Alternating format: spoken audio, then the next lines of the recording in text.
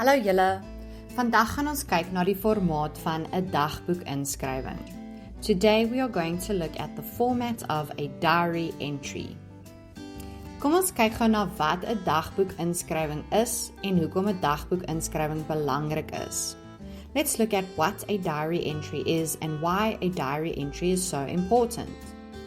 'n Dagboekinskrywing is aantekeninge in jou dagboek oor dinge wat gebeur, hoe jy dit ervaar, jou gevoelens en opinies oor die gebeure, die mense wat van hierdie gebeure deel was en hoe jy teenoor hulle voel en reageer.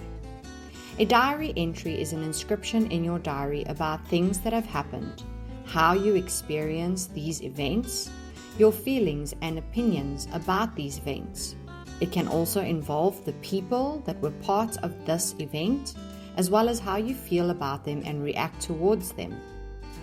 Dagboekinskrywings is belangrik omdat dit jou help om jou emosies en gevoelens met iemand te deel. Jou help om deur die emosies en gevoelens te werk. Jou help om te leer uit die keuses wat jy maak. Geskiedkundige opvoeding bied verander. Diary entries are important for the following reasons. It gives us the opportunity to express our emotions and feelings to someone. When we write things down in a diary, it feels as if we are speaking to someone in confidence. It also helps us to work through our emotions and feelings. It helps us to learn from previous mistakes and experiences. It can also provide historical education for others. Kom ons kyk na 'n voorbeeld van 'n baie belangrike dagboekinskrywing. Let's look at an example of a very important diary entry. Anne Frank se dagboek is een van die belangrikste dagboeke wat ons vandag het. Anne Frank's diary remains one of the most important diaries in history. Anne se dagboek vertel oor die gebeure toe sy en haar gesin gedurende Wêreldoorlog 2 in 'n verskuilde kamer weggekruip het. Anne's diary tells of the events that happened when she and her family were hiding in one of the secret rooms in her father's office building during World War II.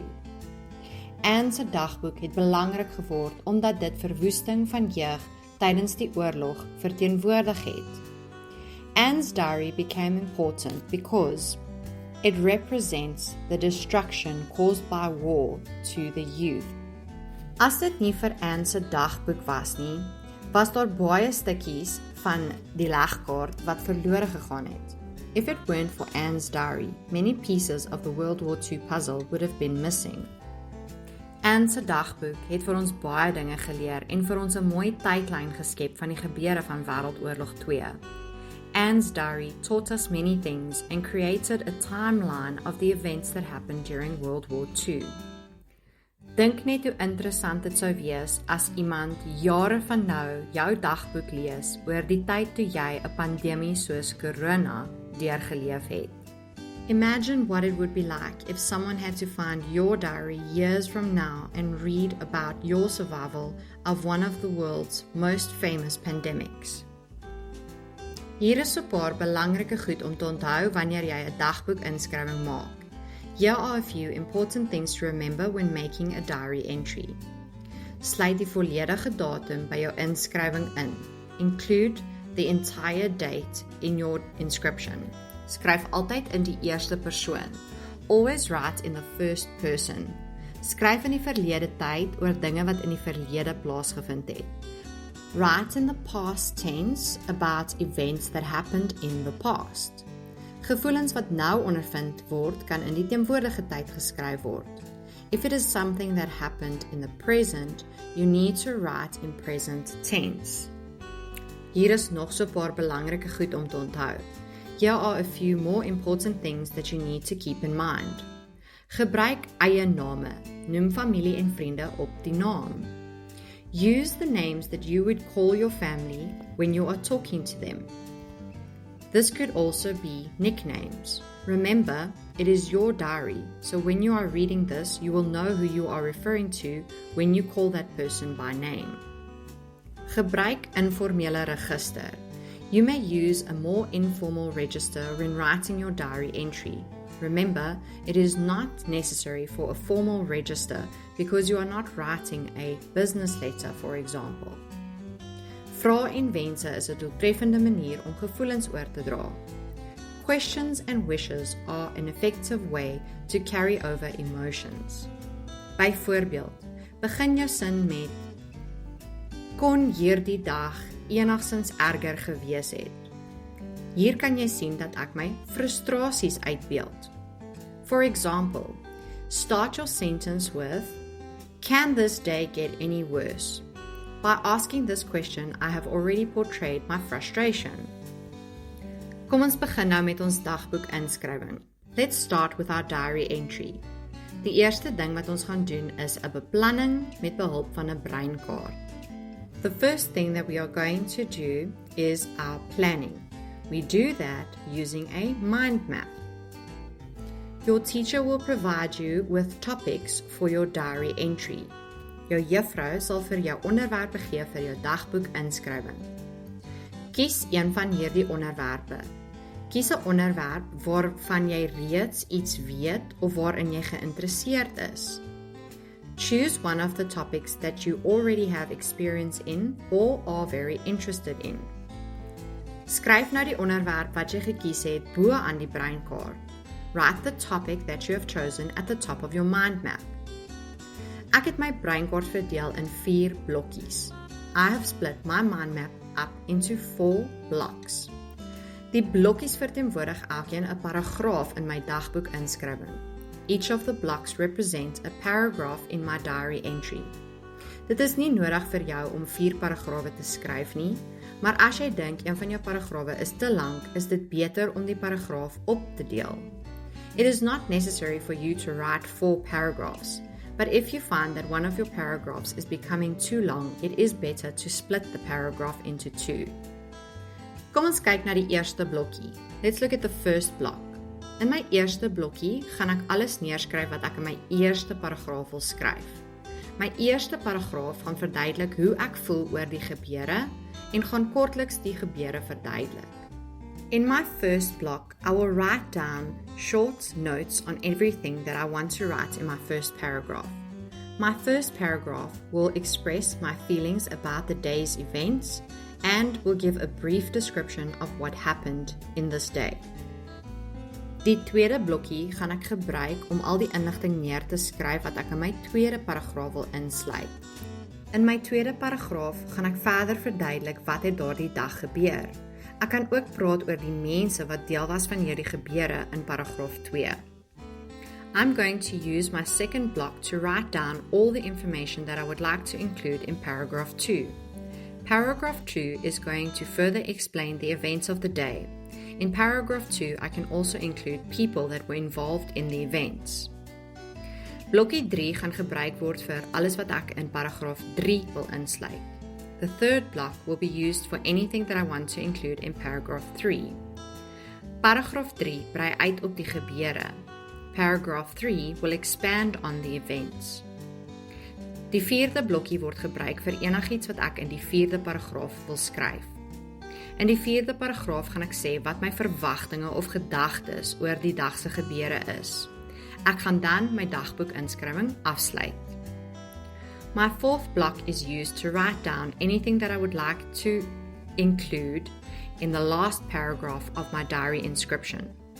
In the last paragraph of my diary inscription, I would like to add any expectations or thoughts on what happened during the day.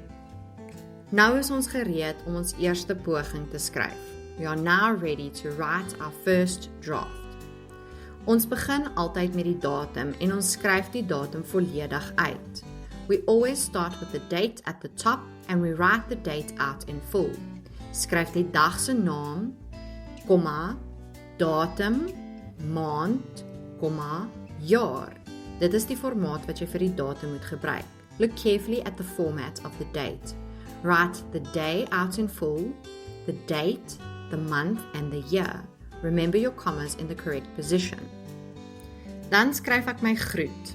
I then write my greeting. Liewe dagboek. Kyk mooi, daar is geen leestekens in die groet nie. No punctuation marks have been used in the greeting. Jy kan ook beste dagboek gebruik of selfs 'n noemnaam vir jou dagboek gee. You can also use beste dagboek instead of liewe dagboek. They mean the same thing. Just remember not to put any punctuation marks here. You can even use a nickname for your diary. For example, Anne Frank called her diary Kitty. So whenever she would write in her diary, she would say, Dear Kitty. Laat 'n reël oop tussen die groet en die eerste paragraaf. Leave a line open and then start with your first paragraph. In jou eerste paragraaf verduidelik jy hoe jy voel en kortliks wat gebeur het. In your first paragraph, you explain how you feel and briefly what happened. Kom ons kyk na 'n voorbeeld van 'n eerste paragraaf. Let's look at an example of a first paragraph. Vandag was ons klas se uitstappie na Ushaka Marine World. Dit was 'n merkwaardige dag. Kan julle sien dat ek kortliks gesê het wat gebeur het hierdie dag en dat ek gesê het hoe ek gevoel het oor hierdie dag?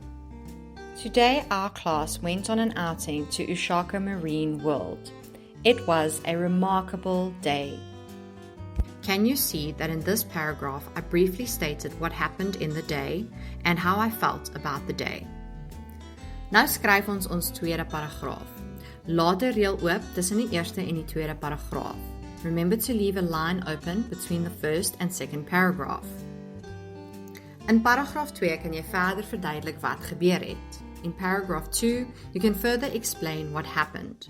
Kom ons kyk na 'n voorbeeld van 'n tweede paragraaf. Let's look at an example of a second paragraph.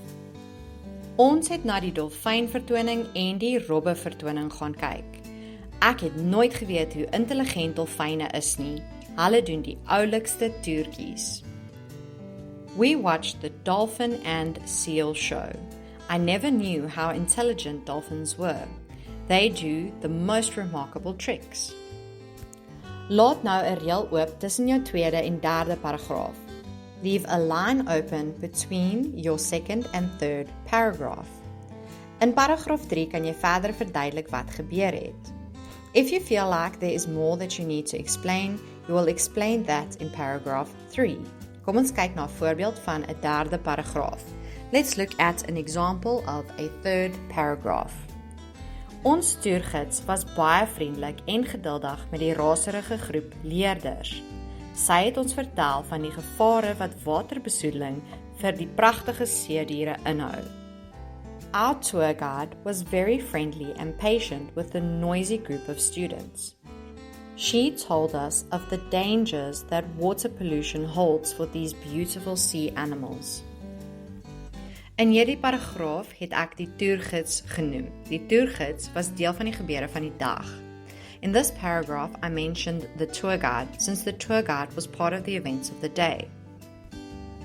Nou laat ons 'n reël oop tussen die derde en laaste paragraaf. Leave a line open between the third and fourth paragraph. In paragraaf 4 sluit jy af met 'n toekomsvoornemens, wens, idee of gedagte.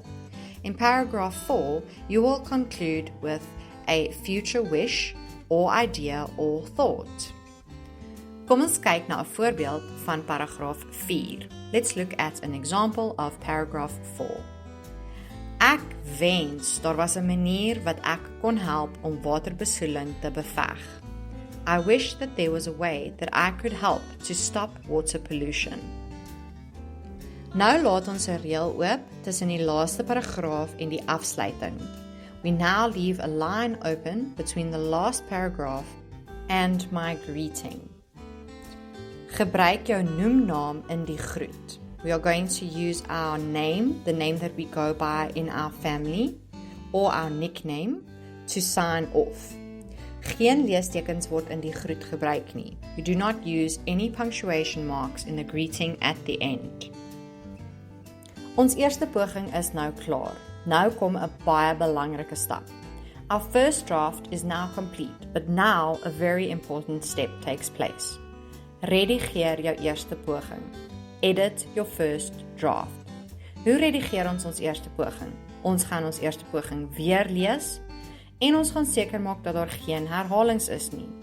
Ons vervang gewone beskrywings met intensiewe vorms, trappe van vergelykings en beskrywende byvoeglike naamwoorde en bywoorde. Ons maak seker dat ons formaat korrek is. Ons maak seker dat ons spelling en leestekens korrek is. En dan maak ons seker dat ons in die eerste persoon geskryf het. How do we edit our first draft? We read through our first draft and we make the necessary corrections. Take out anything that you think has been repeated. Replace ordinary descriptions with something a bit more interesting. Try and use intensive forms. Try and use degrees of comparison. Try and use descriptive adjectives and adverbs. Then make sure that your format is correct. Make sure that you have written out the date in full. Make sure that you have not used punctuation marks in either of the greetings. Then check your spelling and check that any of your other punctuation marks have been used correctly.